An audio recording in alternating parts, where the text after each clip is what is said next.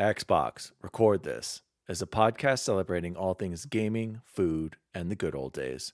If you'd like to find out more, head to xboxrecordthis.com.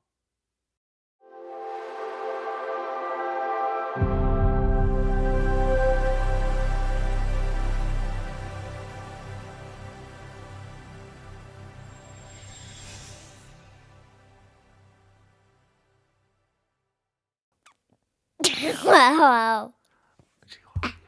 You out here. Cookie cautious. Episode 53. Joining me as always, Chipotle bear. Bubble Boy and 7. Bubble boy 7. Say, see you on 9. 2 9. Okay, thank you. Oh, hello. You got DaddyDWALLY here, and welcome to Xbox Record This, episode 53. That was my son G Wally right there introducing the show. He had a cat tail stuffed in his mouth the whole time with his stuffed animal Bob there. But shout out to Grayson, he wanted to introduce the show there. So joining me as always is Bubble Boy and 7 and Chipotle Bear. Chipotle Bear, how are you? I'm doing great, man. I was going to say, good old G Wally. Good to see him in the flesh. I know you've been spending a lot of time with him. I guess a happy early Mother's Day to all the mothers out there as we get ready to record this episode. But I'm doing great, man. I was out in the sun today a lot. I don't know if you can see it on my face. Looking real dark already. It's barely May 7th. So I'm doing all right, man. Happy to be here. Oh my gosh, yeah, look at that tan. Bubble Boy and 7, how are you? Good. I love the way he said Bubble Boy. You need to clip that and we can make that into something. It had some sort of evil villain ring to it. I feel like it was great. Yeah, we practiced that for, many times today. He said he was so excited to do it. And then now, of course, when the camera's on, Oh, he yeah. freezes up Oh, and yeah. just barely can do anything and barely function. So love you, Grayson. Of course. As Jose said, happy Mother's Day to all those mothers out there. So speaking of mothers and Mother's Day, we have a huge XRT shout out, and I'm going to send it over to Chipotle Bear because I know he knows exactly what I'm talking about. Let's jump right into shout outs, boys. Jose, take it away, my friend. So our first shout out, we got a couple today, but our first shout out comes from a longtime listener, first time writing. I'm going to just read right into their letter. Hello, gentlemen. First and foremost, congratulations on completing 1 year of providing us all with your valuable insight to many games, the pros and cons of gaming consoles, and my personal 2 favorites, the top 5 lists, as well as your favorite foods of the week. You 3 really know your caca. In addition to your congratulations, I would like to share my thoughts regarding the actors playing Batman. George Clooney definitely deserves a seat at the table. Not only is he suave and easy on the eyes, but he brings a level of class to the character he plays. Given a choice, I believe many women would agree, including Amal, that's his wife, that they would prefer watching George Clooney as Batman versus the little Lego Man version. No offense to Will Arnett. Finally, while you all mentioned excellent choices for Batman, you failed to list the most intelligent, handsome, and agile Batman ever. Who might that be? None other than the actor that played Batman in 1988. Any guesses real quick? I'm going to pause right there. Chance, any guesses? Because Michael Keaton was 89, so and Adam West was like 65. I didn't know there was one in 88. So as I read this, as we sat down tonight, I started doing a bunch of research. I was like, oh my God, who did I miss? And for the life of me, the internet did not help me out. So then I kept reading, and I'm going to continue. Hold on. No, I have a guess. Go ahead. Can I guess? I don't want to give away who. Is it okay if I give away who this is being written from? Is that?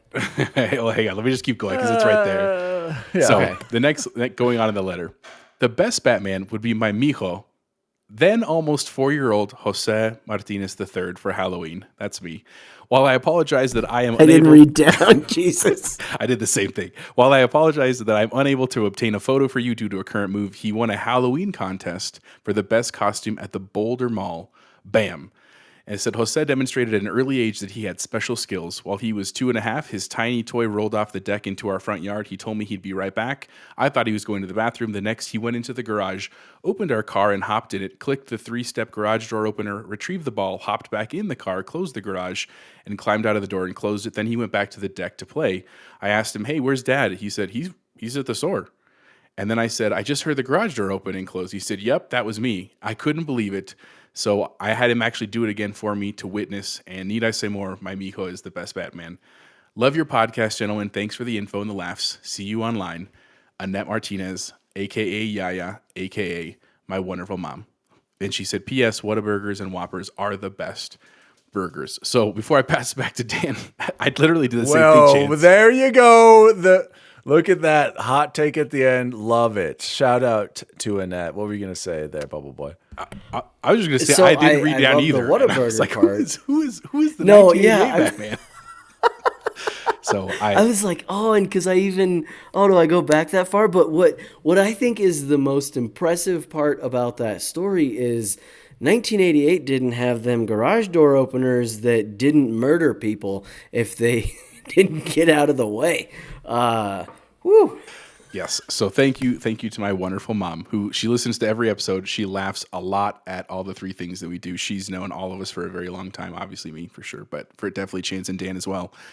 So thank you, Mom. So Yeah, appreciate thanks, it. Annette. That was great. That was Yeah. so funny in that because I like Awesome Jose, story. did not continue to read down. Should have, yeah. I started reading it, and then I was like, I'll leave it for Jose. And I was gonna guess Big Jose maybe. I was like, did he Yeah. do one time? Oh, I should have. so I should funny. have put 2 and 2 together. So shout out again Good to stuff, Chipotle Annette. Bear's mom. And happy Mother's Day. Happy Mother's Happy Day. Mother's as Day, Mom. always, of course. Let's move on to more XRT shoutouts. And I really, really, really hope he's listening right now. Hopefully a new fan of Xbox Record This. Shout out to Trizzy for following us on Twitter. And I just wanted to mention, Trizzy, shout out to you. I really do hope you're listening to this episode. I believe Trizzy was listening to the Twitter space where shout out to XRT. That's when I asked Paris Lilly about Halo Infinite, and sometime during our conversation, or after I should say, with Paris, he followed us on Twitter, so he probably was in the space, checked out the profile. So shout out Trizzy, welcome to the Zinger. XRT community. I hope you stay for a long time and that Bubble Boy doesn't turn you off for some reason with his hot takes about caca food and caca movies. And specifically, Chipotle Bear thinking that George Clooney is one of the best Batman. So go ahead, Bubble Boy. I can see. Caca takes. How do you what? I mean, I understand Moving mine. on. True. X Bacon wrote to us a few things on our YouTube page. He said, feedback for the show. Number 1, much more bacon. Number 2, meta score predictions scoreboard. I don't know what that means. And That's what more. Chance And wants number to do. 3, number 3, much more bacon. So any reactions to that first comment there, boys? Yeah, I think we could eat bacon on the show. Like if I guess I could have Ashley cook That's a us good point. some I had bacon beforehand. this morning. Yeah, I It don't was trust delightful. that. I Yeah. actually had one of those Whopper Melts Yeah. with bacon the other day. Delicious. Me let too, So tell he's you. probably So- right. Yeah, he's absolutely right. We'll work so- on. Did you get the jalapeno one? Oh, we can talk about that later. We already said we'll do the Metacritic Fantasy League at the start of January next year. Yes, next so that's year. coming. So he's and more bacon. Yeah, and and I'm gonna have I'll eat Elliot some more make us. bacon. Yeah, we can eat more bacon. Great. So shout out to Bacon suggesting that we eat more bacon on the show. And then Bacon also wrote, in addition to that, on his comment as a secondary comment, here are his top 5 Batman actors. Honorable mention, Ben Affleck. How you like them apples? Okay, I like that, but I believe Matt Damon said that line, but I'll let it slide. Number 5, Robert Pattinson. We cannot unsee the Twilight movies. First of all, you're admitting you saw the Twilight movies. so That's good what I was for gonna you. say. I didn't have to ever say that sentence out loud as an adult male. Well, So- unfortunately I read the cannot first book. say. It was I did delightful. see- Straight up. Oh, I think I see all of them. Oh my. Okay, Bacon, you're taking over for Chipotle Bear. Number 4, Val Kilmer. Iceman does everything better. Debatable. Number 3, Yeah. Adam West. Classic. Number 2, Michael Keaton. Beetlejuice was way better. I'll give you that. Beetlejuice is still creepy to this day. And number 1, Christian Bale. That trilogy was great. Any reaction to Bacon's list there? Val Kilmer, you know what? Shout out to Val. None of us had him on there. All right, somebody shut that dog up. All right, let's, Bubble Boy, he's running a shelter over there. Chipotle Bear. Any reactions? Why wasn't Val on your list? I'm surprised. Well, I knew I was going to get made fun of for You know, George was- Clooney. oh, I could only yeah. pick one. But here's the thing. Val Kilmer, Batman aside, he's been in a lot of cool stuff, man. He had a great career. He obviously has a very interesting end because of his throat cancer. I was actually just talking to my coworker Ted about this. I guess they had a documentary because I guess Val Kilmer was actually he was big into filming his own life when he was younger. And so they just made a documentary that's narrated by his son. That's his whole background when he was on Top Gun, when he was Batman, when he was the Saint, all this stuff that he's done. I haven't seen it myself, but it sounds interesting. And so same thing. Here's the truth. I'm not trying to redeem myself. I know my taste is crap. I know it is. But I'm just telling you, when I was deciding between Clooney or Kilmer, because I was going to put one on my list, I liked the villains in Clooney better. That's why I chose Clooney over Kilmer. I like the villains that he fought in the movie. That's my take right there. Oh, well. I actually might have preferred your list more if you had Val Kilmer, and I'm not, that probably was the better bet. I'm not going to lie. Val Kilmer, way cooler than Clooney, but go ahead, Bubble Boy. I think it Top Gun. had I mean, come something on. to do with that he only did it once, right? And him and Clooney both. There was just the one film, and so clearly somebody else that makes a lot more money than any of us put together didn't think so either. Yeah, that was weird how they were each. Yeah, it went Keaton. Was that kind of like the style then where they were just kind of Kilmer, like. Clooney. Yeah, Yeah, maybe that was just kind of weird. The whole Keaton doing 2, right? He did 2? Yeah, he did both. Yeah, he did Batman and Returns. Batman Returns. Yeah, and then Yeah. they switched to Val and then George, right? Is that the order it went in? Gosh, Correct. I haven't That's seen this correct. movie forever. I just remember they're much worse than we all remember. So shout out to X Bacon for writing to us on YouTube. Oh, it's interesting you say they're much more worse than we all remember because we'll get to that later. So shout out again to all of our listeners. Thank you for writing in. Best part of the show. Hopefully we'll get more of these as we continue to grow. Guys, let's move right into what have we been... No Bubble Boy shout-outs? Oh, yeah, sorry. I forgot about that. Yeah, sorry. I just read that. Sorry. Go ahead. Well, first and foremost, just when this airs, it will have been yesterday, but right now when we're recording, tomorrow is Mother's Day, and just have to say a huge shout out to my wife, Ashley, and my mom, and then all the other moms out there, because I'm sure we just have thousands and thousands of fans who are moms or have moms or wives that are moms, I have to assume. So I had to do that one first. And then second, this was just one of the coolest Denver sports moments that I've seen in a long time. And by this time, when you hear this, maybe the series will be over, hopefully, because Colorado Avalanche are just absolutely annihilating everybody in hockey right now. And I know, and I'm not even a huge Avs fan, but I hope you get this, what happened. So their game 1 against the Predators, they went up, it was 6-2. And do you remember 10 years ago, back when the Rockies were worth watching, when they scored 7 runs, what would happen? What happened? Free tacos at Taco in Bell, the Denver baby. Metro. Tacos, baby, and they'd start shouting, "We want tacos!" So Ball Arena was just going insane the other night. Everybody cheering, "We want tacos!" when the Avs had 6 goals, and I was just like, "Oh man, what a throwback! That's so cool!" And it almost made me want to be like, "Man, how cool it would be to be a Denver fan of all the different sports teams." But I'm never gonna be a Broncos fan, but. Kella was at I that thought game. that was She was super on the cool, Jumbotron so- at that game. Was she really? Mm-hmm. I hope she was shouting out, "We want tacos," because man, just such a cool moment. So shout out to the Avs and Avs fans everywhere. Yes. And I was going to say, they did kill it again today. Chance. Oh, But yeah. that second Yep. game It was in close. overtime, if I'm not mistaken. Yeah. Was that It 2-1? was, Yeah. yeah. So they responded. but it's over. Also, of course, shout out Allie, shout out to my mom. That's great. Shout out to Annette. Shout out to Victoria. Shout outs to all of them. Like Chan said, thousands of mothers who listen to this show. Speaking of sports and shout outs, I got to give a shout out to my aunt and uncle who hooked me up with the best seats I'll ever have in my life. I went to the Colorado Rockies game, you guys, and I shared this with my friends already, but we were, it said row 5, but we were literally like the 4th row up behind home plate. And you can see us on every pitch, and it was incredible. And the best part of it all, you guys, I am a diehard Rockies fan. I've been a Rockies fan since day one, but I don't go to games because I don't respect management who gets rid of their best players and isn't committed to winning. Okay? And the best part of that game was as I went on one of the owner's dimes. It was their money, their seats. I went to that game for free. I ate so much free food. It was incredible. Didn't pay anything. Did you get one of everything on that list? Up at the Rockies. So screw off, Rockies. Dude, you have no idea. I got so much ice cream too. It was incredible.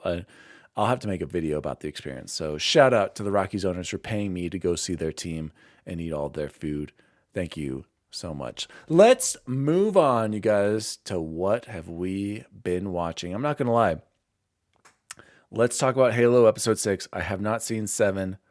Did we talk about 5? I can't even remember. 5 was the great battle. We talked about 5, yeah. 6, yeah. A lot of people were happy about 6. Like people saying, this is great. This is why he's so good. Pablo Schreier is so good as Master Chief. I saw a lot of positive reaction to it. I actually thought 6 was just okay. I mean, it was. I did like the scene where that's the one where he kind of snaps out of it at the beginning with Kai 125, and then he basically threatens to kill. He almost kills Halsey. I really liked that scene. I remember I saw some people. Oh, spoiler warning! Spoiler warning! Spoiler warning! I saw some people being like, "Oh, that's not Chief." I was like, I don't know if he's. I enjoyed it. So give me your reactions to Episode 6. I had a feeling before we go on that 7 is going to be Kaka. I knew they're going to have to return to a good old Quan. So, Bubble Boy, give me your reactions to Episode 6 and anything else you've been watching. I loved the part of 6. That was the highlight for me when he was testing Cortana using Halsey as the. It was Yep, like, that's okay, right. well, she's gonna die, right? Like that's okay. I thought it was super real, and again, if you put it in context and think about like his relationship with Cortana now, that would have never even happened. But this is back in the day when she first became part of him, and of course you would react like that. I think it was a very human reaction to be like, I need to know how much you can actually control me or not, and how much I'm in control here. And it just showed how human he was. I loved it. So that was the highlight of the episode for me, for sure. Jose, any thoughts on Episode 6? I liked it overall. I mean, again, as I reiterated last episode, like after the action of 5, it's hard. You know that the show's going to come down after that. Like the progression is naturally going to do that. But I like how they progress the story forward. I mean, I like what they're doing with McKee, the Covenant kind of like infiltrator, and that tying to obviously the Master Chief. There's clearly some kind of connection between them. I think that was a nice story building. I also like obviously that when he touched the artifact and it like affected her, like that's an interesting like element that's going to obviously play out. I also liked a little bit, because I like it a little bit after watching The Expanse. Like I've come to appreciate it more in shows. I like some of the political stuff that was going on with Keyes and his daughter and like the other people and like the siding stuff, because I know that's going to come through at some other point as well. I thought that was kind of a nice build up. It wasn't amazing. Again, I was like you guys said, I really liked that scene with Cortana, because I was like, oh man, what a brilliant and ruthless kind of way to do it. The one thing I also thought was interesting that we didn't talk about in the former episode was when Master Chief knows that Kai has pulled out that like sensor out of her back, and he's like, you're not fit for duty, and he sends her off, and she's like, you're the same thing, and he just doesn't respond. I think it's interesting that they haven't addressed that piece of it yet. I don't know what's going to come there.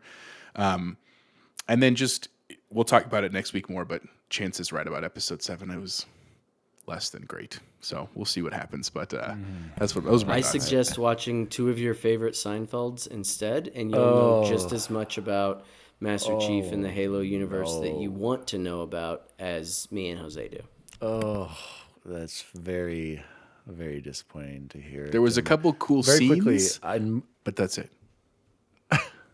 Oh gosh, we didn't even mention at the end of episode 6. That's when they show them being on Halo, correct? That Oh yeah, was yeah. I'm at sorry. the That end? was the other big Yes. reveal. You get to see Halo for the first time in the series, which was cool. It is. I'm still. Do they expand a little bit on the relationship with him and McKee or whatever her name? I don't even know. In the 7th episode. Okay, so It they're is waiting. Daniel, entirely on. They're not in it. Oh no! What's that? What's the Oh. whatever the other Madrigal. planet. Madrigal. Thank you.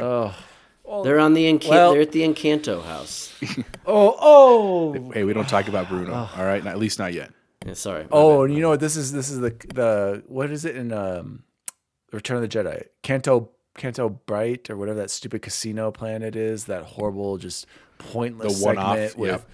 Oh, The one good news. Shout no, out. no, no, I'm not gonna say it. I'm not gonna say it. We'll talk about it later. Okay, We'll talk yeah, about I it don't know I'll there tell is you what. one cool thing. There is in it. Canto Bright. That's what I know it is. exactly what not- you're talking about, Chance. I know Yep. exactly what it is. Because it's the only thing you could be talking about, right? Well, yeah. No, I know. This is I know. probably maybe the only chance where shout out to Dodo, the extra. He might be in this episode. Maybe. I Dodo, was if you're looking. listening. I was looking. You were looking really for hard. him? Yeah, Well, because good. I had nothing else to do. I wasn't engaged in the episode, so I really did try.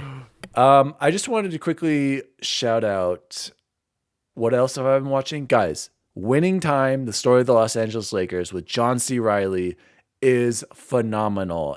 Adam Brody as Pat Riley. Like, it is so I'm on episode good. 3. Allie, It's awesome. it's way better than I thought it was ever going to be. The humor, the characters, it gets better and better. I love how it what's it like, Jose, where they're talking to the camera? It's kind of like They break the fourth wall and yeah, talk they to break you. the fourth, or is it Like like The Office. documentary, like The Office? That's what I was going to say. And it's, oh my gosh, I love it so much, especially whenever Jerry Buss is talking about some of the things. So it is so good. Shout out, you guys. HBO Winning Time. Chance, why haven't you started watching this? I had too many other things. Oh, this needs to climb up on I know, this. and I love John C. Reilly, and I had too many other things. Well, it's worth your time. I'm not even kidding. And then lastly, Moon Knight. I got to spoiler warning for Moon Knight, where he's in the hospital and they're explaining to him how they're on the boat. I haven't watched all of it, and they're like, "This, you're in the the afterlife, right? Is that what's happening, guys? Okay. Does it? Yeah, have you seen all he's of like it? on the river Styx, kind of would be another way of. That's in in- Greek mythology, in, but um, yes. No, that's what I'm saying. It's the equivalent. Did you guys of that, finish or in Moon limbo? Knight? Yeah, I did. Yes, and it was so good, Daniel. And I wrote on here, since you didn't skip it, but you didn't. I thought episode 5 was one of the best episodes of any Marvel TV show that I've seen.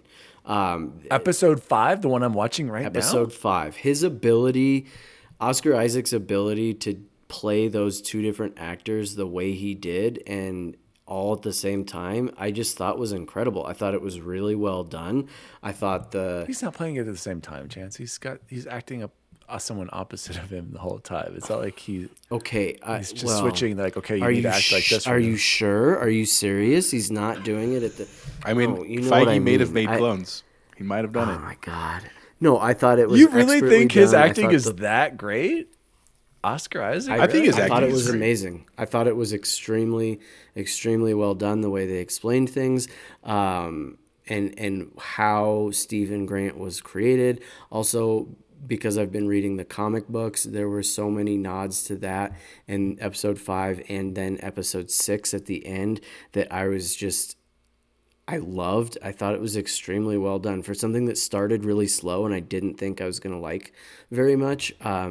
5 and 6 really, really, really pulled Okay. it together well. Well, 4, 5, and 6, honestly, all Yeah, did so really so well. let's be real. Like, it wasn't the best up until, but you're saying at the end. But are you saying though you appreciate it more because you do have some of the insight from the comics? Like, am I going to appreciate it as much as you have, having no context from any of the comics or anything? The ending, probably not, and the ending is very. I'm not going to tell you. But the episode 5, I don't know how you couldn't love it. I don't know. I thought it was extremely well done. Yeah, well, I'm only like first 15 minutes into it, so I mean, I still got a ways to go. Jose, anything else you want to shout out that you've been watching? Oh, shout out to Below Deck, always drama. Shout out to Summer House as well. Oh my gosh, you guys, Summer House, Bravo TV. Finally saw Kyle and Amanda get married, you guys. It finally happened. Oh, thank God. 3 years delayed from, before the pandemic started. They finally got married. Carl and Lindsay they're making it official. They're dating, you guys. Just so much drama going on there. So Jose, what have you been watching? Anything else? So I've also finished Moon Knight, and a fun fact, I was looking through my old comics. I actually have Moon Knight #1 in my comic collection, which is pretty cool.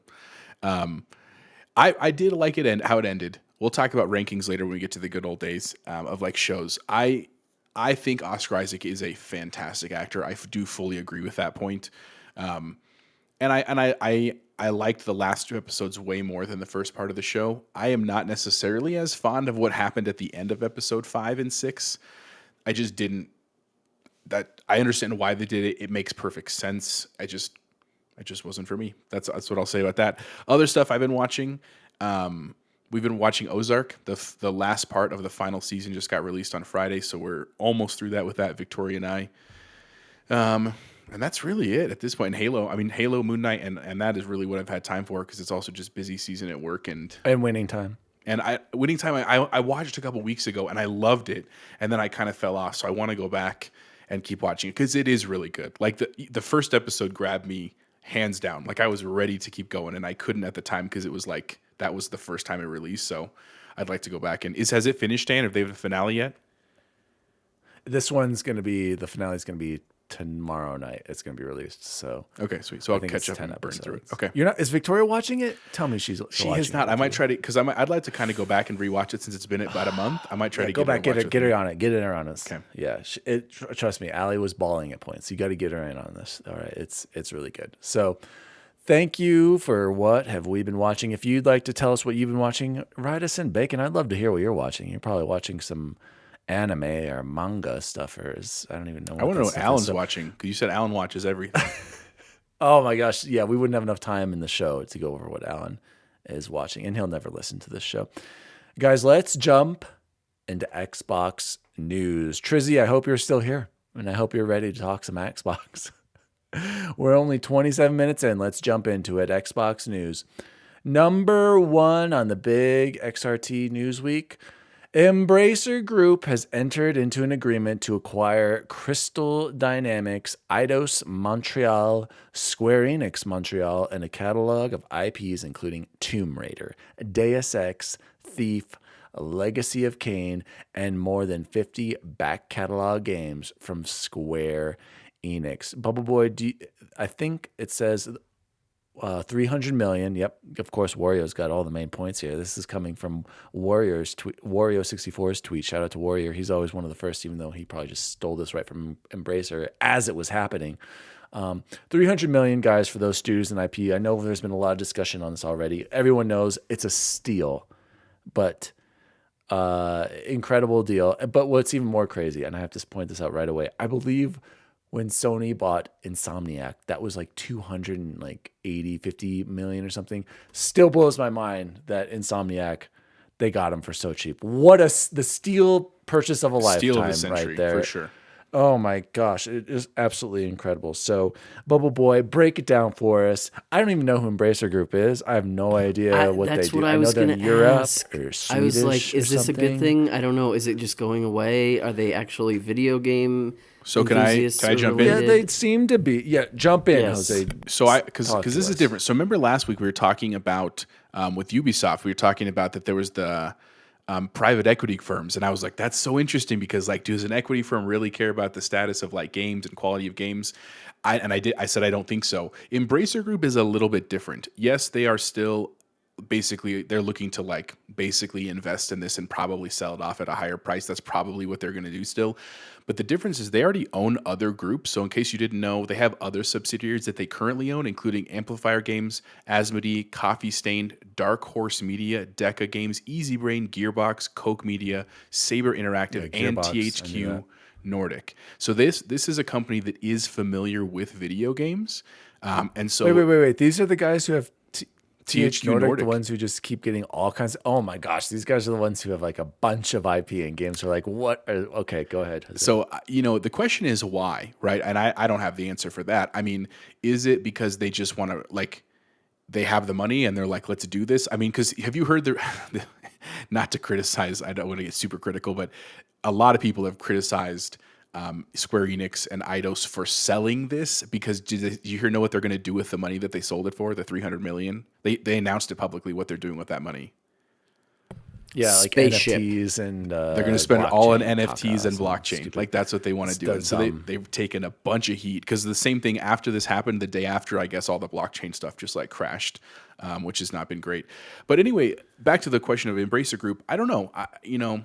I guess I hope that they just keep it alive. Like that's all my fingers are crossed for, because again, I have such a prolific appreciation for like just Tomb Raider in of itself, let alone some of the other ones, that I hope that they keep it alive and do it well. I think the biggest fear is that they're going to basically clean house, and they're going to basically cut it down to where they're making the most money and then sell it off again, which is really not great for gaming, which I hope doesn't happen, but we'll see, man. I don't know. But definitely interesting, because it's definitely not Microsoft, definitely not PlayStation, and definitely not Tencent.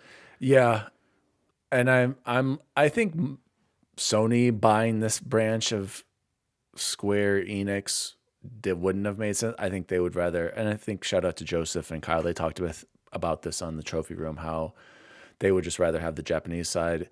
But Kyle was actually arguing that it's not as enticing if they don't get these IPs. And I kind of agree. When I think of, for me personally, when I think of Square Enix, these are the IPs that I think about them owning, is the Deus Ex and the Tomb Raider. Like those are the ones that are interesting to me personally.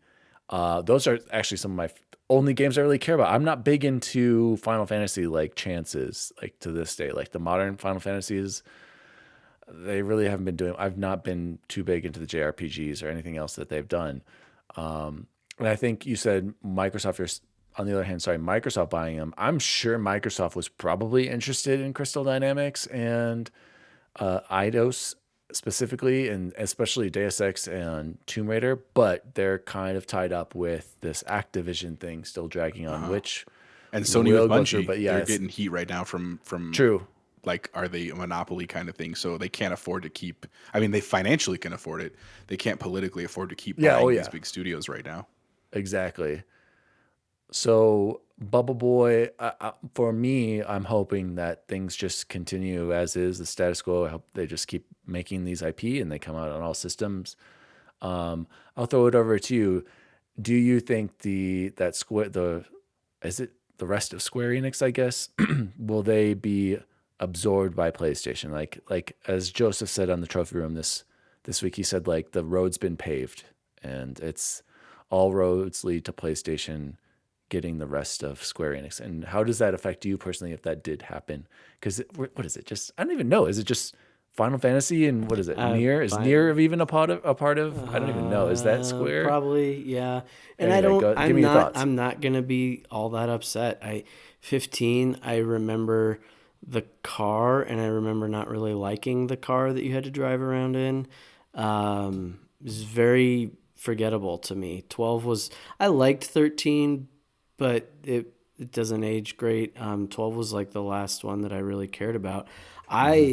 I put a different article on here that goes along this exact same thing though, that I think I'd rather talk about when it comes to this, because I kind of don't like. Okay, whatever. What I think was really cool that came from it was that the Embracer Group put all these stats out about Tomb Raider sales, which I thought were really pretty cool.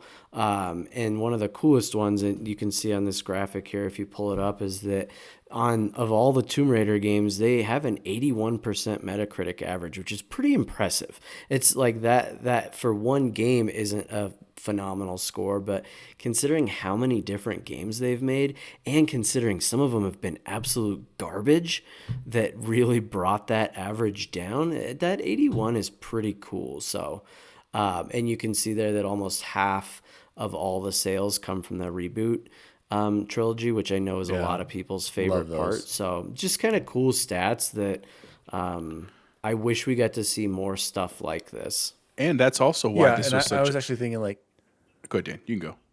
Sorry, Jose. Jose is always on that delay. You got that Walmart connection. Yeah, the Tomb Raider thing, that's the most shocking thing. Tomb Raider is like huge to me, and that the fact you could have paid $300 million just for Tomb Raider alone. Yeah, you know, that wouldn't have shocked me one bit. I'm like, okay, yeah, or maybe even more, like more. even $1 billion, for just that. I feel like Tomb Raider is huge, and Embracer was incredibly smart to jump on this.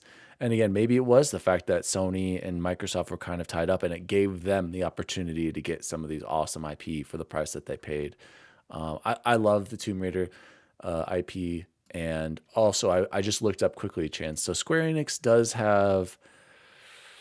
They do have Final Nier Fantasy. Automata. That was Yep, one they of have them. Near Final Dragon Fantasy Quest and Chrono Trigger. Those are their and big Kingdom ones. Hearts. Kingdom Hearts is Yeah, like God, and as much as Kingdom Hearts You has can have them, so PlayStation. You got- many cool things, if you could tell me one piece of that story, I will give you $1 billion. Didn't you quit on it, or did you finish them all? All those I didn't. Final no. Kingdom I Hearts. bought the like 5.3, all-in-one 2, package, Remix, 5, 7, 8. and I got like of the 18 different games, I got like 2 in, and I was like, I can't, and it's literally like everything I loved rolled into one package, and it was doggy caca, and then and 3 just didn't keep me hooked. I never finished 3 as much as I wanted it to be That's when amazing. it just came out, right? Yeah, that was the one that was on Game Pass. Well, not Wow. just So, like yeah. 2 years ago, but Well, yeah, I mean, for the Kingdom Hearts. So anyway, Jose, go ahead. Closing thoughts on this acquisition. Hopefully, like I said, things continue as is, and we get these games. So whatever, as long as I still get to play Tomb Raider, go for it, Embracer. I hope you have lots of success with the IP. I was actually gonna make up the same point that you just said about the money thing. Like, in case people don't understand why this was such a steal, they even said it in this Embracer article that overall their units of Tomb Raider was 88 million. So just some quick math, if you're not a math person, if every Tomb Raider game only sold for $10, that's $800 million easily that they made off of those games. Now, granted, you have to pay for production and salaries. Like, I get that that's not profit, that's revenue, but still, they made so much money on Tomb Raider. It's amazing that they sold Tomb Raider and all these other IPs for 300 Seriously. million, which is crazy. But Seriously. that's my final Yeah, thought. We'll see what happens. I love Deus Ex, dude.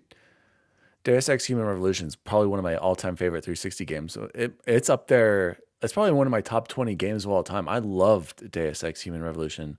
Not the second one, though, that came out on last gen on Xbox One. So congratulations, Embracer Group. Let's move on to the next story. Guys, I'm going to skip the Forza Horizon one because I forgot to watch it. So we can skip that unless you really had something big to say about that. Shout out to Forza. Shout out to Playground Games. We love you guys. Shout out Grant or Orban. Please, if you're listening, we need to get you on the show, buddy. Chance, let's hop into that Tomb Raider. Oh, wait. I guess we kind of already no. talked We about did that. Okay, so let's move on. Jose, why don't you tell us about Xbox bringing Game Pass streaming to TVs just like everybody knew they would. Let's get that Xbox stick and Xbox app and those TVs. Jose, talk to us. I just wanted to bring this up. This comes from Video Game Chronicle. In case you want to go read more about it, I don't have a whole lot to say about it, but I just thought it was interesting. This is actually from today. It got filed today by Andy Robinson over there at VGC. That basically that Microsoft has said that within the next 12 months they're looking to not only create potentially like a puck or a stick or whatever you want to call that device that plugs into your TV, but they're also considering about adding it or working to add it to Samsung TVs. Which just means that down the road they're going to go to all TVs, which is just that future that we've talked about for many months now. The same thing Joseph talked about when he was on our show. Like that's where we're headed, right? Like the boxes are important and they're not going away anytime soon. But really, the goal to make lots of money is to get it in the hands of everyone. And here's what I think is really interesting, and this is. As an Apple simp, as I know that everybody knows that I'm an Apple simp on the show. So over the past couple of months, there's been this whole other issue going on with Epic Games and Fortnite, where Apple pulled them from the Apple Store. And they've been in court and this whole feud and stuff like that. There's been big news this week, and I should have pulled an article. I didn't pull it. I think I first heard it on the Here, wait, Cultcast. Jose, It's a I have it. podcast. I have it right here. It was I on have it here. right here. Yeah, I have. So the original, the way this broke is from Jeff Grubb. Shout out to Jeff Grubb over at GameSpeed. Highlands Ranch's own, I believe, is in Colorado, but I think I read recently he might be moving. I don't know if he's moving away from Colorado, but also a Colorado boy, big into the gaming industry. Microsoft is done waiting for you to come to Xbox. Instead, the company is gearing up to bring Xbox to wherever you are. This is part of the company's Xbox Everywhere initiative, which expanded yesterday by adding Fortnite to Xbox Cloud Gaming. While you can already stream games from the cloud to your phone and PC, Microsoft also has plans to expand access through your family room television, according to people familiar with the plans. So yes, Fortnite is coming to free through Xbox Cloud Gaming. And I also read hopefully we'll be able to access all of our libraries sooner than later through cloud streaming. So how cool would that to be to play any game that wow. we own eventually wow. through the cloud? Jose, go ahead, continue about the Fortnite. No, just so it's interesting. It made me think of a couple of things, and one of them is a unique situation to me because for those that don't know, Chance has an LG C1, right? Isn't what you have? Chance as a C1 OLED. It's think the it's a C9. older version. It's a Or it's not CX? the C1. C9. He has a C9, But I believe. Dan has a Still C1. He's been on the fantastic, phenomenal, OLED. incredible. No, I got rid of the 48 inch. We can talk about my TV drama. Yeah, I was Right, gonna yeah. say later your on in the forehead episode. isn't quite as bright, shiny, and glary. You must not have all those Well, I'm also using the Logitech. I'm organic using a light different emitting camera. diodes I'm shining trying- onto your face. So anyway, Moving on, ruining my Jose. Yeah, story. we'll talk here. about the that whole in a point is second. this: I have a Vizio, and I love my Vizio. It's great. I got it for like $500. It's a 75-inch. It's no problem. But I will admit wholeheartedly that the UI on the TV itself is caca, like straight hot garbage. And so what I think is interesting about this is that I know right now they're talking Samsung. Samsung has typically a higher like quality of construction and that kind of stuff. But eventually, if this spreads to like all TVs, they're going to have to make this platform so lean in terms of running that it'll work really well on all systems, which just makes me very excited. It means that they're doing a lot of back end work right now to really make online gaming through the Xbox portal basically just really seamless, which is exciting because it seems so far away even a couple years ago, but to think that, you know, by the time Annie is going to school, right, Chance's young daughter, or his baby, I should say, the fact that we could be like, oh, I got 10 minutes, I'm going to hop on Xbox and play literally any game that I have right now. Like I'm just going to hop on and get on is really, really incredibly exciting. And I'm here for that future. So I gotta figure out a way to start carrying my Xbox controller everywhere just in case, right? So that I can play it wherever when we. Oh, you just need to get a second Elite. That's all it is. Yeah, I have two elites. I'm gonna so wait for shout out to probably the Elite 3. GameStop. And then I'll Remember, just get an Elite 3. yeah, wait. Exactly. Get the Series 3. Shout out to GameStop for giving me insane credits one day when I was trading in just a bunch of Series normal controllers. And I still have two because I got that free one from Microsoft too. So, Bubble Boy, any thoughts on Xbox Everywhere, or shall we move on to the. I will also say I don't think very many TVs have their UI down pat, Jose, because even LG, the TV itself is absolutely that's phenomenal. worse. The UI is Horrible. garbage. The worst. Yeah. It's absolutely awful. So Do you have the Magic Remote with yours, Chance? The stupid Wii controls? Terrible. I do Get not rid of it. like it. I can't. But again, I don't care. Like it's a minor inconvenience for Yeah, and for us, we we don't just use watch our- TV very much in there. When we watch TV, it's usually in our bedroom, and that's my Cora's dance videos and Xbox TV. So And for most, I would think, I was actually surprised about this. I remember somebody talking about this on Twitter, like how many people don't use, or it was Colin Moriarty. That's right. It was Colin over on Sacred Symbols. He was talking about how he didn't use the apps on PlayStation for like TV and media like we do. I'm like, I use my Netflix app, everything I run through my Xbox. I don't run it through my TV, and I feel like I have such a better experience. Do you guys use your TV apps, or do you use your Xbox apps when you're watching stuff? I use my Apple TV app. so Well, oh my and gosh, it you depends. would. That's the other thing with the LG, they don't have the licenses for everything. So like I have like Netflix and Amazon Video. I can't do Sunday Ticket. I can't do, what was it the other day I was complaining? Was it ABC? I couldn't get the ABC app yeah, on my 'cause you TV. wanted to watch the game, the NBA game. The selection is so much more limited too. So So you use your console, right? Chance? Or you, it depends. see, Like I just what- use. I don't even use my TV. I use everything on my console. So I don't know. Maybe that's a debate for another time. If it Bacon, is, J. because Bizzle, let us actually, know. yeah, now that you say that, if it's Disney Plus or Disney Plus, Netflix, or Amazon, which I just have a button for on the LG, then it's a TV. See, okay, you're right. Because then I'm not even bothering with the interface. It's just click that Gotcha. and It it goes just straight brings it up to right it. up. Good point. So I moved my standard 2017 65-inch Samsung KS8000 right down here. So this is not a fancy OLED. Again, we'll talk about my TV stuff in a little bit. But you're right. I don't have a dedicated. This is the simple remote right here, you guys. I don't have a dedicated. So that's probably why I don't use those things on the TV. Let's move on to the next story. Chance, talk to us about this TMNT stuff that you wanted to talk about. Yeah, Of course, we're all getting it, but are Well, you and- pre-ordering this $150 collector's edition? Yes, sounds like. Not the collector's edition, and this is gonna sound really weird, and this is coming from IGN, and why don't I see an author written on? Oh, Chris Reed, but he called the collector's edition that goes for $150 amazingly deep, and I'm sorry, and I am stoked. I know, I am so excited for this game, but amazingly deep, I just don't get it. So there's a special box that you get it in. You get a cloth poster, acrylic diorama, enamel pin set of 12 trading cards, and full color art book. It's all stuff that looks really cool, but for some reason, I am stuck on the fact that there's not some sort of action figure on it. When I think Teenage Mutant Ninja Turtles, I think action figure. And I just can't get over that. So I will not be buying it.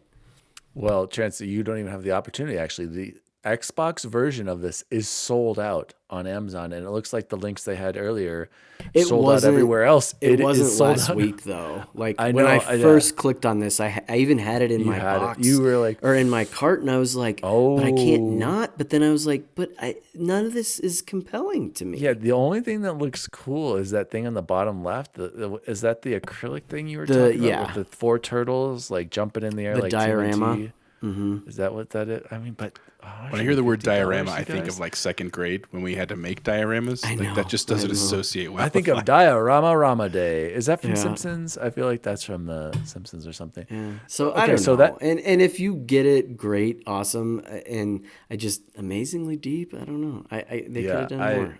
That's an ad for you. He's just writing for the ad. But guys, look at this Halo helmet that Jose and I have in the background. What was that? Mine was only 60, I believe, when I Yeah, bought it. exactly. This thing is incredible. Exactly. This thing is, I'm not even kidding. My helmet down there was like 150, which came with some other stuff that I still need to hang up, which is actually, there you go. That was a perfect comparison. That Mass Effect thing It was is. 150. Yep. That helmet is awesome, but I also got this like poster. I got some other, a collector's kit. I got a bunch of other stuff with it that I need to hang up in the new space here. So no, I don't think this TMNT thing, as much as I love Turtles, is cool. Go ahead, Jose. I was going to feel say, like this absolutely collector's edition do not buy sucks. the collector's edition. Instead, what you should buy is, I've been going back and forth, and I haven't pulled Oh the yeah, trigger. the size and the other action figures and everything. I'd rather spend money on that stuff. No, not that. But I was going to say that if you go to a website called Entertainment Earth, it's a toy website.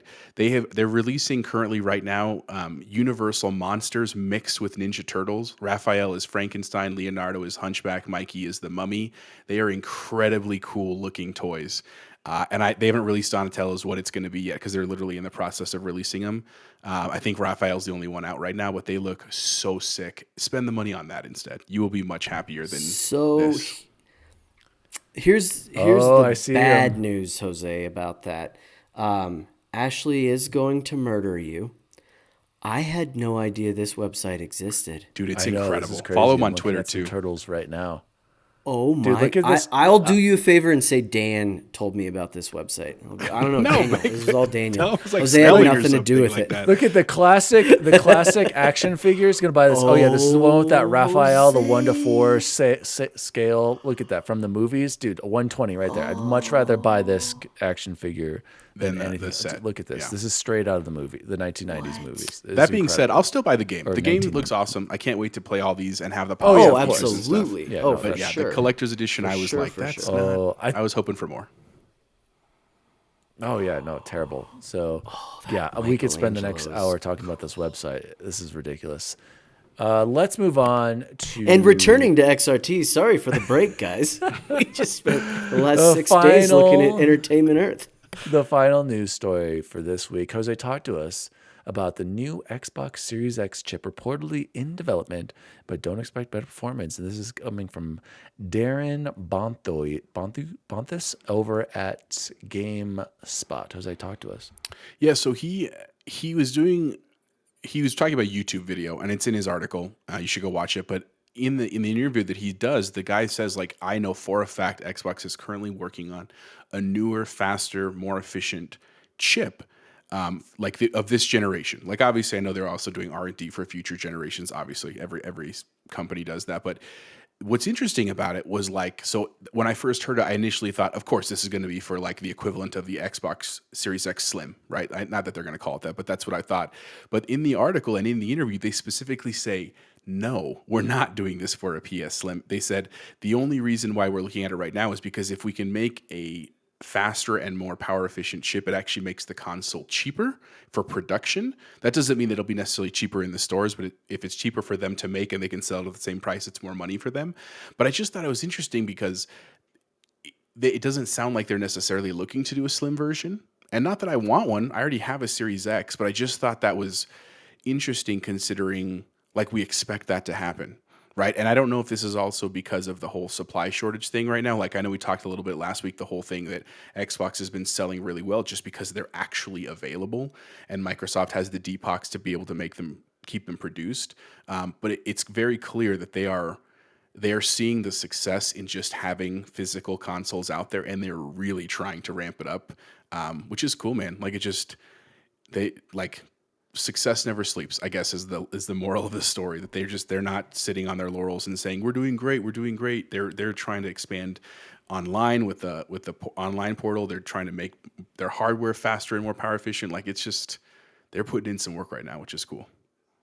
Any thoughts from you guys? Jose, do you think that they're going to release a series, I don't know what if it would be the same Series X, but version without a disc? And would you buy that as a secondary console? And are we going to see a Series S price reduction, maybe announcement at E3 or maybe during the I would say holidays season? maybe you might be smart because Yeah, they're so available right now. For sure. Yeah. I don't know. In terms of would I buy one? Honestly, I think I would now. I would not have prior to the Series X. Like I was just always such a hardcore like disc guy and like I want to have the physical media. I'm going to go turn it into GameStop.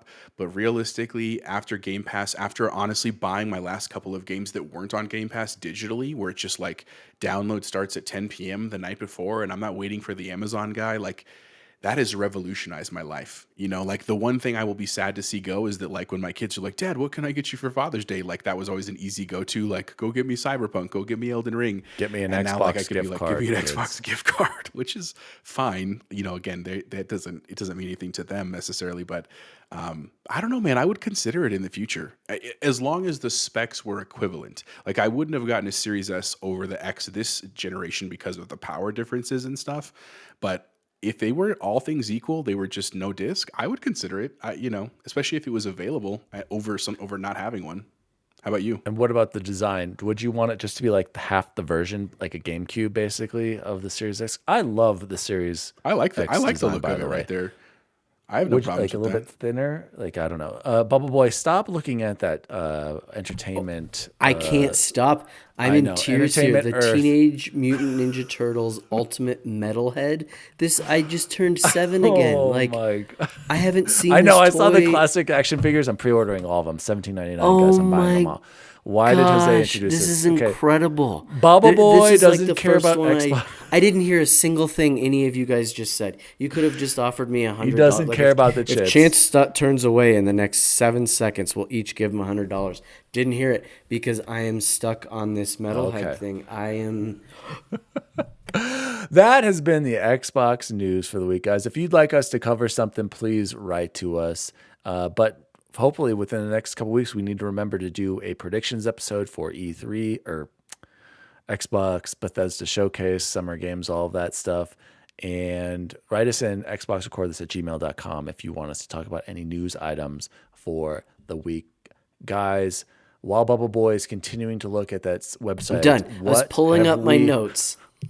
What have we been playing? I will go first. Oh, wait. Should we all talk about Halo Infinite Yeah, Season Lone 2 Wolves. impressions? Bubble Boy, lead us off. What are you thinking? What do you like? What do you dislike? Last Spartan Standing, Battle Pass, etc., etc.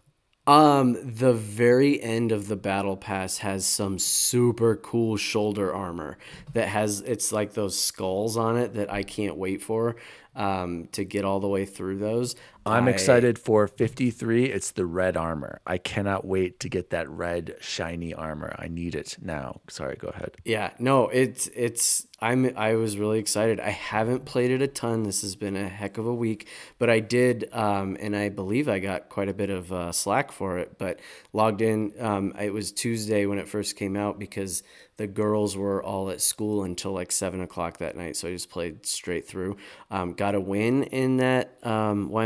What's it called? All of a sudden, why can't I remember? Last Spartan Last Standing. Spartan standing. Last Spartan Standing. Yeah, really cool. I loved that. I liked that you all start on the exact same playing field, and then you have to earn your way to getting better weapons, but you don't necessarily have to because you can get those stick with that bonus pistol. points. And We can talk about some strats about that. That's what I do. I suck with the Mangler, so I stick with the pistol until I can get to the AR, and then that's when I'll level up. There's some strategy there. So you can camp basically all the way to the end and save your lives, but then you won't have any good guns. I like how, feeding off of what you're saying, I'll just jump in here. The game mode, I like when it's like showdown, where it's you versus the other guy. And I thought at that point, whoever gets that next kill wins. Yeah, No. If that guy still has, or you, some respawns, you will respawn. But once it gets really close at the end, Chance, I don't know if you've done this yet, you will spawn outside in the zone and have to run your way back in. And that is intense. I have some cool clips. I have also, shout out to myself here, won quite a few games. I've won more than just one on like Bubble Boy here. And I have a really cool clip where I kill him and it's really close at the end. And then you see him frantically trying to run in. The poor guy didn't stand a chance out there burning up in that zone. I like the new mode. It excites me. It's like, guys, you just come on home. Just bring in a BR mode. I know it's the hot thing right now. Not everybody wants it. It's not a Halo, but it would be really cool if we could get a full-fledged BR and a Halo.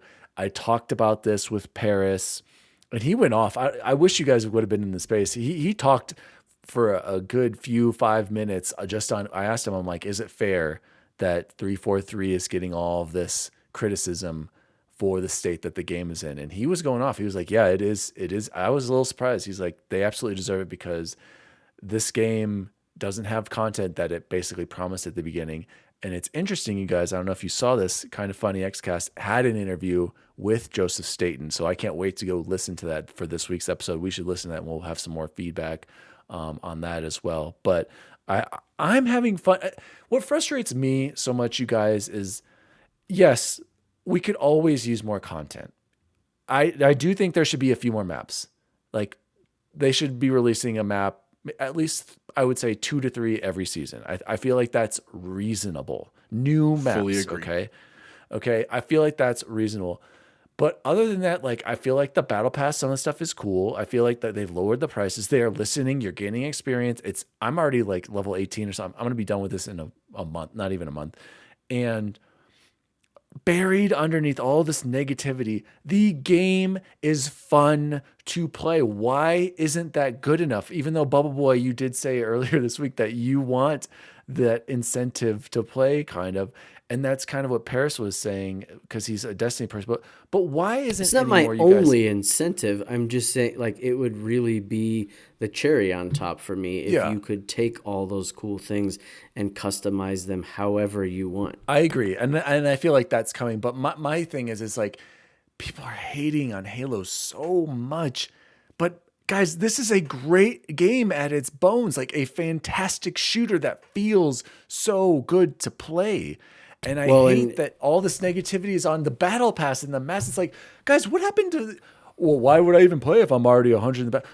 You play to have fun in games. Like that's what frustrates me. It's like this game is awesome, buried underneath all this negativity. I can't. That's what's frustrating me so much. Go ahead, Bubble. It was a really cool time to play it because I had just finished, or I just finished today, Tiny Tina's Wonderlands, right? And so I had gotten used to those controls and I had gotten used to the graphics and all that kind of stuff. And then jumping into Halo, and it was like, oh boy, yeah, no, this is precision. This is how you do a shooter. And that's not what Tiny Tina's is. It's not what it was trying to be, but man, you can tell a difference. And it was immediate. And the sound was a big part that I was like, holy cow, it's just so much more detailed and finely tuned in every single way. The Jose was talking about user interface earlier. Oh my goodness. Like, we do take it for granted. I think games have gotten so good that any little thing that isn't perfect, people are going to complain about. So, Okay, Jose, let's jump to you in a second here. You haven't given us your thoughts on season 2. I don't know if you've played much of it, but I did want to quickly say, guys, the music is banger after banger. That multiplayer music is incredible. Love it all. I'm gonna buy those tracks just to listen to them while I work out and get my pump on. So, Jose, give me your thoughts on season 2 here, because have you been able to jump into? Did you play Last Spartan Standing? So I have played exactly right? one game of Last Spartan Standing, and here's why. It has nothing to do with Halo. I don't have any complaints. I'll talk about some of the criticism in a second, but realistically, what happened was it got released earlier this week. I did the update. And because I don't have Walmart connection, it downloaded in like 2 minutes. So I downloaded it, installed it, and played one game, and I got destroyed absolutely because the guys in it clearly knew what they were doing. I didn't. It was my first game, but I was really intrigued by it, and then I had to go cook dinner, and so things were busy with my kids and at school and just like events, and I went to go play literally last night, and I couldn't, because Xbox services were down. And I don't know how Dan was on, because I know he was streaming. I actually watched his stream for a little bit, but I couldn't play. And then I ended up watching Halo anyway. I'm excited to jump in. The first thing I did, like you guys, I went and looked through all the battle pass. I want to see what all the things were. I think there's some cool stuff in there. Again, the same way I felt about Warzone, where Warzone, that is part of the fun, that you get different aesthetic things to add and change and make your guy unique. I really like that piece of it. I do fully agree with Dan. I think they could release maps a little bit more often. I mean, I like what they're doing with these two. I'm excited for this season and adding them into the rotation, but a map, I would like more of those. In terms of the criticism, though, I think you're both right. People are just so hard on Halo, and it's a good thing, right? It's because they love it. They want it to do well. It just seems so weird, yeah. But I feel like particularly But here's hard on Halo. So I think about it this way.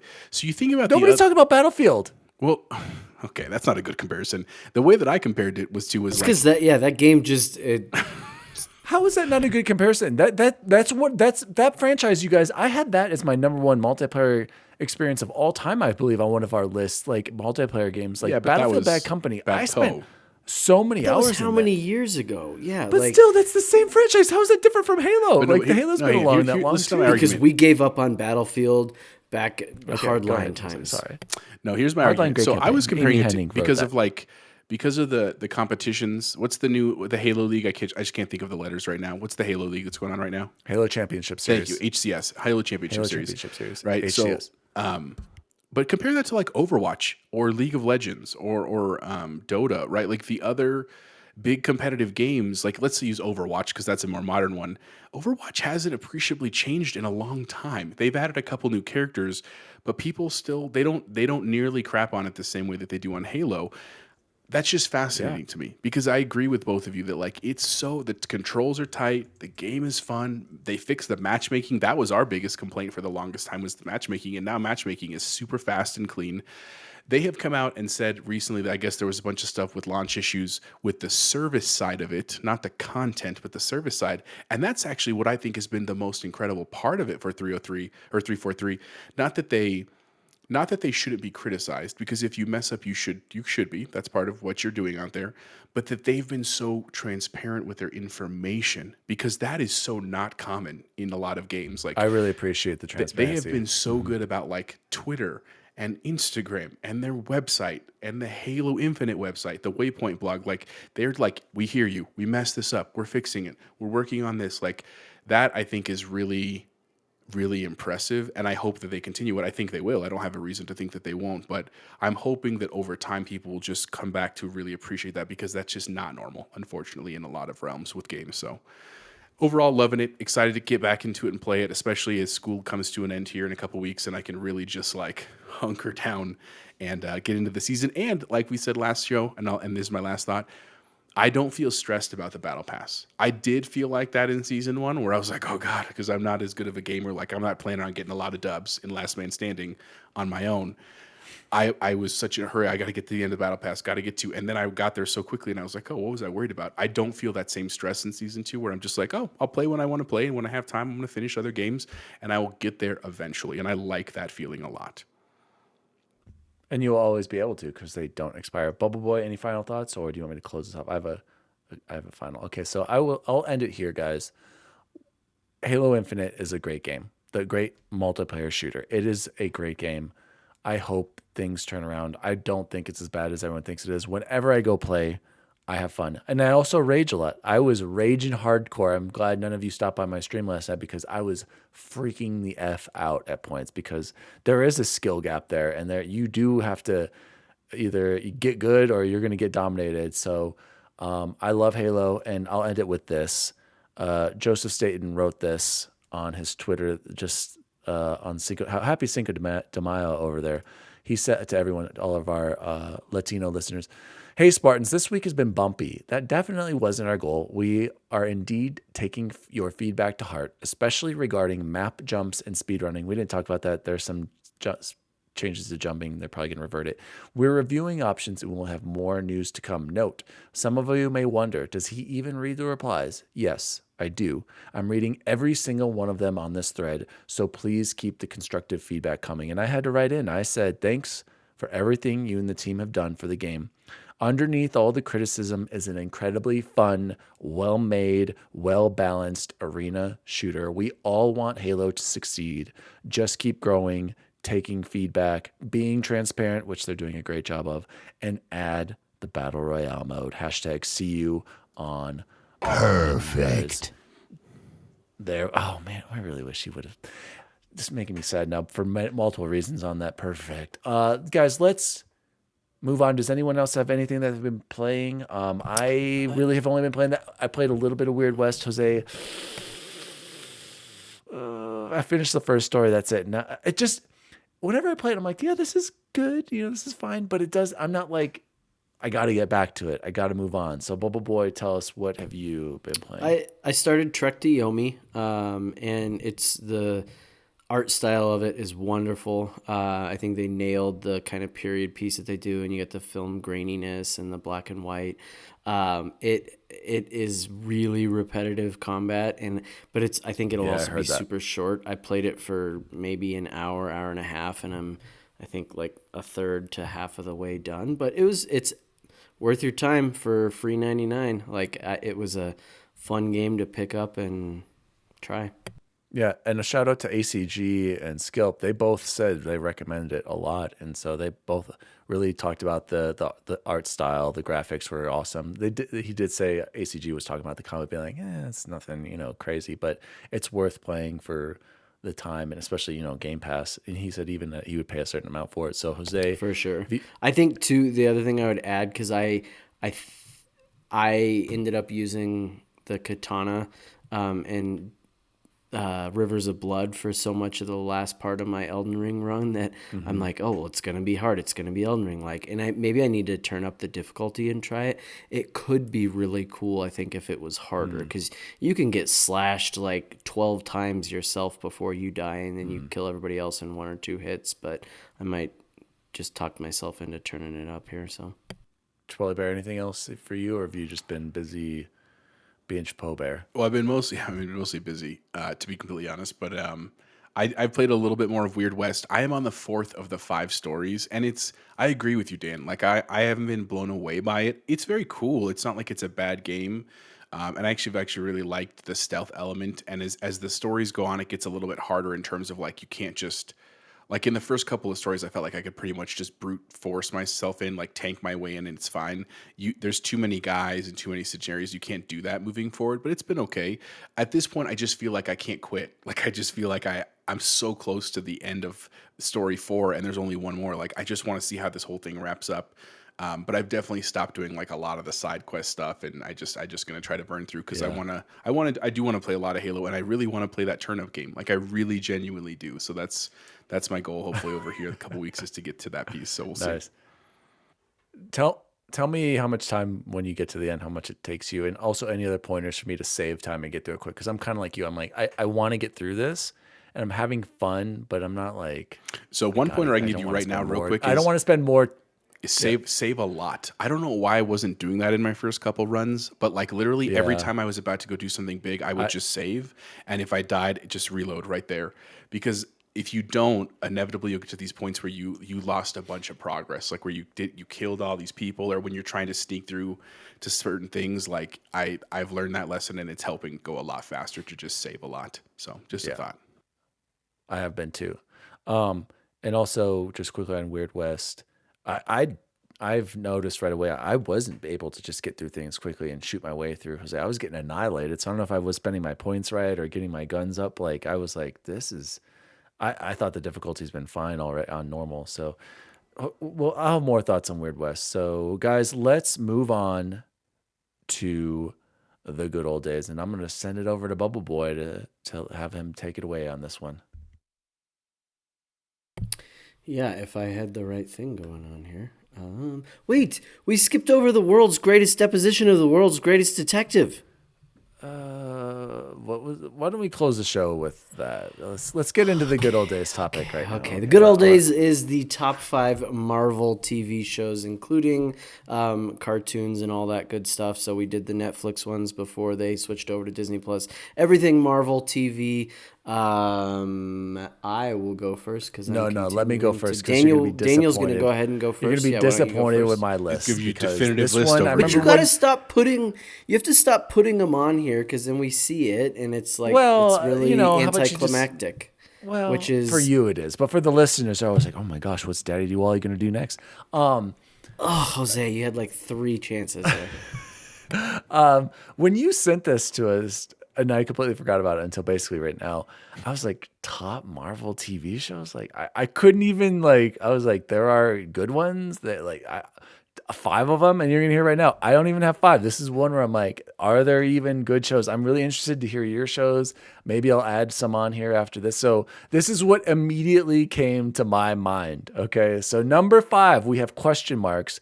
And number 4, we have question marks as well, because I can't even think, I don't even think they're that good to put some on here. First of all, You agreed to this topic. I know, but I don't even want to put. I saw WandaVision. I don't even want to put this on my top 5 list, even though if I was forced to, I don't even want that caca on here. And then I haven't finished Moon Knight. That probably would be on here, but I haven't finished it, so I didn't feel like that was fair. So maybe that's what it would be. WandaVision 5 out of spite and because I finished it. And then Moon Knight would be 4. Okay. But here's the definitive top 3 Marvel shows of all time. And we have number 3, Falcon and Winter Soldier. Just watched that when it came out because it was the first, that was the first new one, right? That came out recently during the Disney Plus. Okay. Never mind.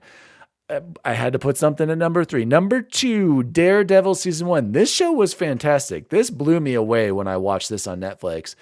And then I planned on going back to watch season 2, never got to it. So that's why Daredevil season 2 isn't on there. Also planned to watch The Punisher.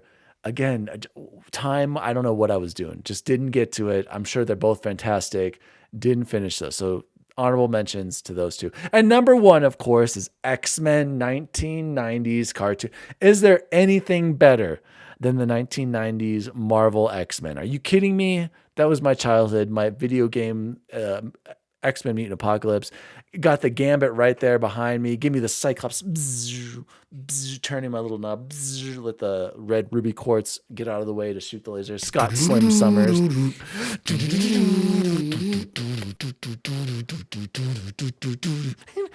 Thank you.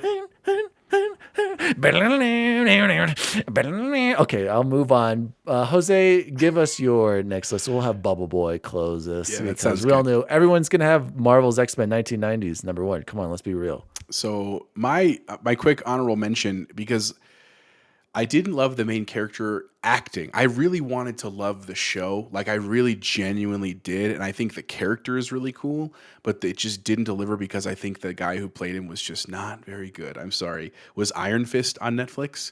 Like he just, his acting just was like not there. And after coming after Daredevil and Luke Cage and Jessica Jones, like he just, it's like going up to bat against big leaguers and you're just not ready. But I wanted to shout it out because his partner, and I don't remember what the character's name was, but the actress is Jessica Henwick, the Chinese actress. She was fantastic. She was a super BA. I really loved her. So I wanted to get, that's my honorable mention. My number 5 is Moon Knight. I appreciate that shout out because of how bad the rest of the show was. It's proud of you for remembering that part of it. Well, That's impressive. but the story of Iron Fist is cool. The character is cool. No, it just is. was like, You're absolutely right. it just wasn't executed super well. Anyway, No, you summed it up perfectly. That's why I wanted to jump in and say that. number 5 is Moon Knight. I really liked Moon Knight. Please don't think because it's bad because it was at my number 5. Like, I like what they did with the Scarlet Scarab. Like, that one scene, I was like, that's super rad. Like, that was very, very cool. And I liked the fighting. I like how they made Moon Knight look. It just didn't hit in the same way that I thought it would. Like, if it would have been, like, I loved the first part of episode 5, and then I did not like the ending of the episode 5. And then I like how they brought it back and finished it, but just like, that just, it also bothers me that I don't think Moon Knight is ever going to be in the extended universe. Like, I doubt he'll ever show up in any movie. He was just this one-off, which I think is respectable but weird. And so anyway, that's my number 5. My number 4 legitimately is WandaVision. I know Dan is down on it. I thought WandaVision was really cool. I was very confused at first, and the first like 6 episodes, I was like, I don't understand. And I'm a smart guy. I have 2 degrees. Like, how do I not get this? But by the end, I thought it was really cool. I liked Agatha Harkness as a villain. I thought that was a really cool twist to the story. Like, I really enjoyed it overall. Number 3 for me was Luke Cage. Luke Cage was just a super cool show, and I didn't know anything about that character in the comic series. Shout out to Mike Coulter. Wasn't that Sergeant Locke? Spartan Locke? Yeah, Mike Coulter. He's the one who plays Shout Luke out to Cage. Spartan Locke. And there were awesome performances. Alfre Woodard was in it. Mahershala Ali, who's going to be Blade in the MCU. Like, I loved that series. And the second season was not as good as the first, and definitely Defenders was not as good as the second one. But it was, the first season of Luke Cage was really cool. Great story, great acting, great production. I was a huge fan. My number 2, also Falcon and the Winter Soldier, because I thought it was super cool, man. The way that they did. Like, there was a couple of just iconic scenes, and I don't want to spoil it for anyone that's ever seen it, where I was literally like mouth open, like, oh my God, that just happened. And of course, the way it ends, which again, I'm not going to spoil, but super great way that it ends, makes me excited for the phase 4 of the MCU. And then my number 1, hands down, like Dan, is Daredevil, right? Daredevil season 1 was so good. Charlie Cox as Daredevil, and Foggy, and of course, Vincent D'Onofrio as Wilson Fisk. I forgot one of about the most Foggy. That's iconic and awesome villains. I love that he also showed up in Hawkeye down the road. See, I've been meaning to go back and watch Daredevil season 1. I just have been too busy with all this other stuff to do, but it was legitimately so good. And now that it's on Disney Plus, I feel like I owe it to myself to do that. So yeah, if you have not checked it out, please do. And if you're thinking Daredevil like Ben Affleck and you're picturing that movie, it is nothing like that. It's very, very, very well done. Very good. So huge shout out to them. That is my list. And I didn't have X-Men 90s on there, not because I think it was bad. Yeah, I legitimately didn't see all of it. I saw like the first 4 or 5 episodes, and then I just never saw it. So when it comes out, because I'm sure that's going to come out on a streaming service, I will watch it through its entirety. Oh, it's on Disney Plus. It's already on. You can watch it right Disney now. Plus, man. So I will watch it Yeah, this no, summer. but I'm sure it will make Jose- my Christmas list. come early, my friend. There we go. Well, and on that note, the X-Men note, Jose, it's funny. I don't think I've seen more than the first 5 episodes either. But because like back then, I think I had the video cassette. and then Or you I had to didn't buy watch the it when it was rest. on TV. It would come out like right as we're Exactly, getting and out I of wasn't school. watching it on It's like, TV, how's and that? there was just time commitments. And I hear it gets really bad towards them, but who cares? But the that theme song.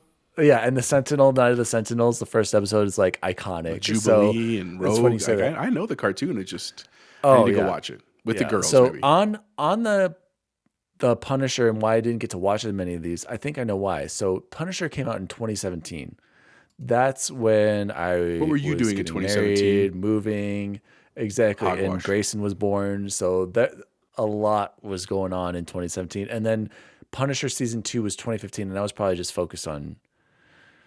I can't say it on TV on the podcast right now. So Bubble Boy, why don't you tell us your top 5, the definitive XRT list for Marvel TV shows? Yeah. So my honorable mentions, I really wanted to like the What If series. that they did on Disney Plus, and some of them were cool. But as an overall, I don't know. It wasn't what I hoped it would be. I thought Loki was decent. I put Loki as an honorable mention on there. And WandaVision again, because I really liked the whole like the 60s and the 70s and 80s and 90s and the way they made them like sitcoms for there, especially when they got up into like the later episodes and it was almost like The Office or it was like Modern Family. I thought that was really cool. I'm not gonna say Hawkeye on here, even though Hawkeye was pretty good, because I can't imagine, even if he's a superhero, that his wife didn't murder him after he was gone over Christmas for as long as he was hanging out with a younger woman. Are you kidding me? He was allowed to do that with kids? No, that's just caca writing. So here comes the real list. Number 5, Falcon and the Winter Soldier. Just like my buddy said, it was really, really, really well done, and was probably the first one that had, of those Disney Plus releases, that had some like really good action like we were expecting from the MCU. Number 4, Moon Knight. I loved it. I really, really loved it. Again, what happens at the end and the post-credit scene and stuff is an incredible nod to the comic books. And Jose, I didn't know that it wasn't planning to be part of the whole extended universe, so I'm devastated about that. I don't know why he couldn't fit in a lot of ways. Oh, that's what she said.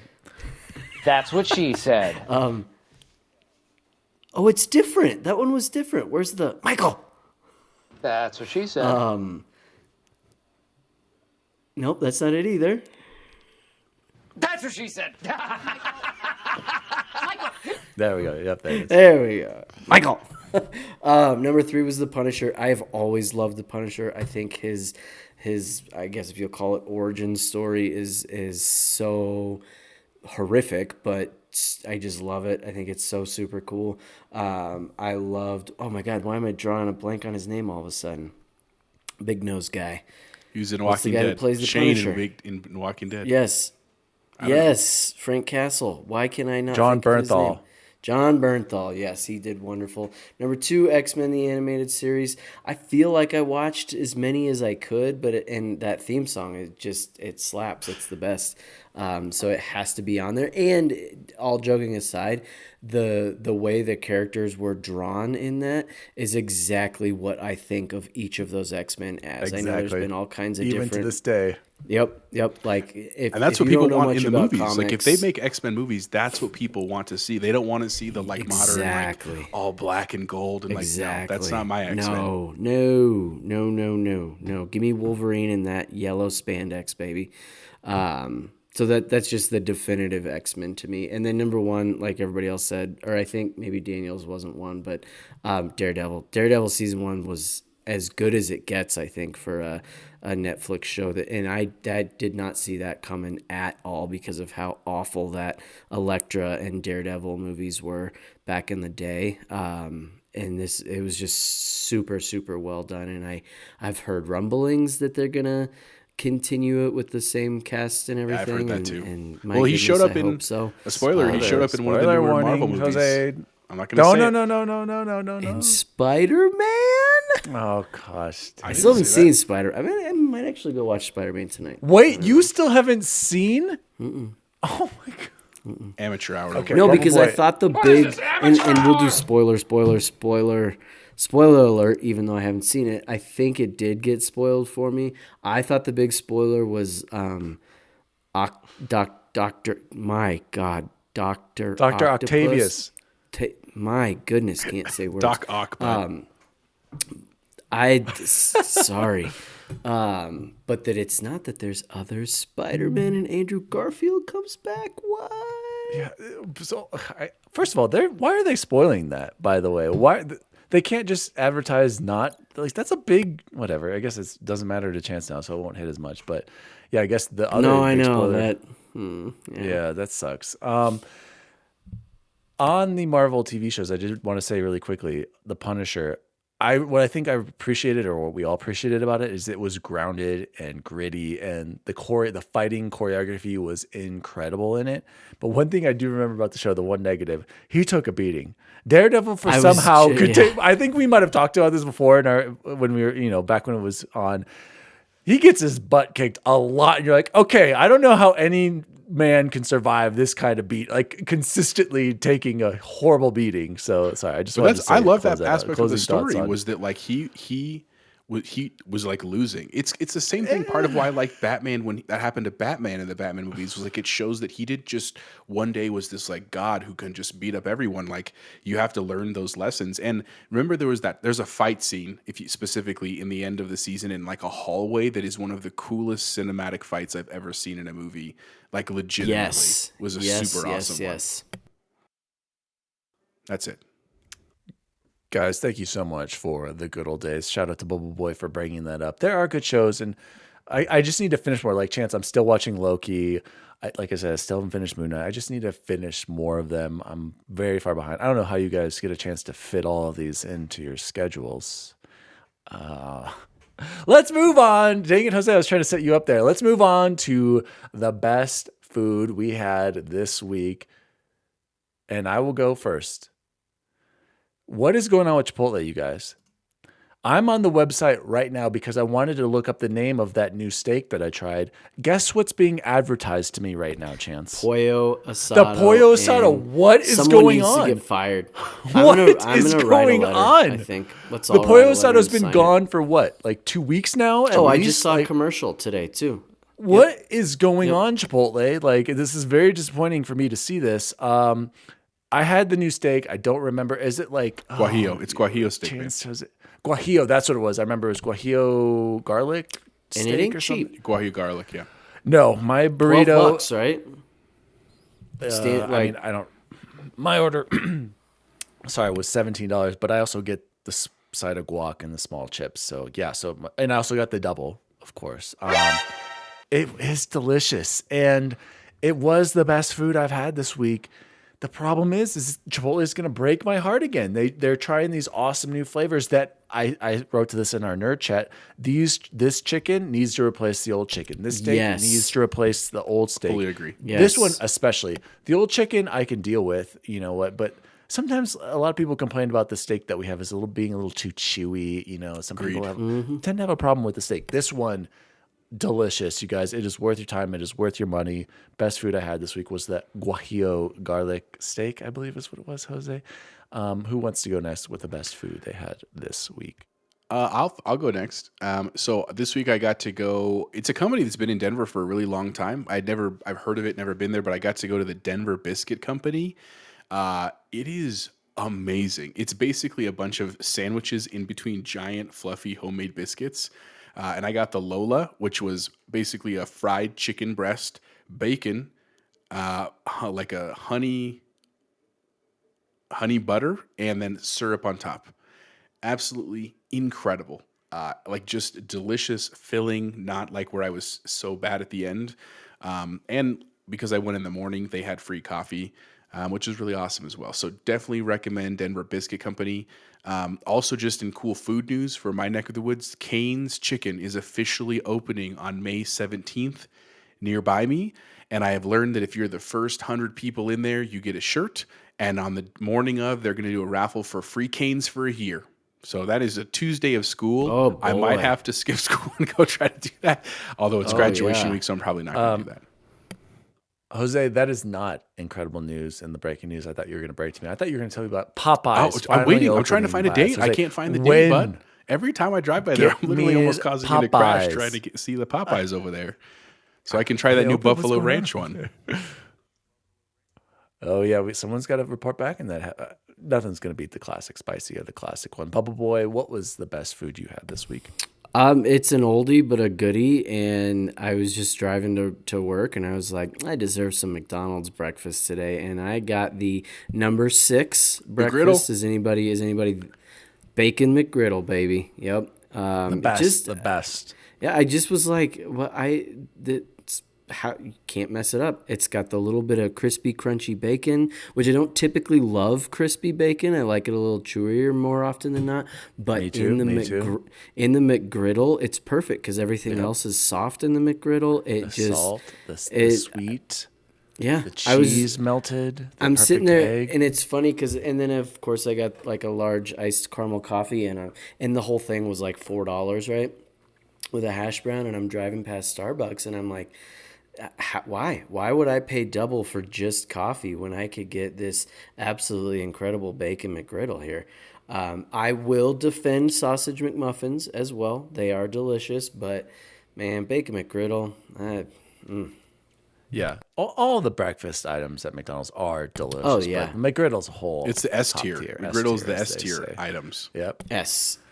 Exactly. And you say all, but I can remember one time Ashley got a breakfast burrito, and I was just like, why? I don't. Well, no, that's unacceptable. Why would you do? Why are? Who are you? I get that. Are You don't we get the married? sausage I burritos for don't like a even buck? understand. I would break up with anyone who did that. So I'm not saying they're bad. I'm saying I will never know if they're good, because how could I go there and get one when I could be getting bacon McGriddles and sausage McMuffins?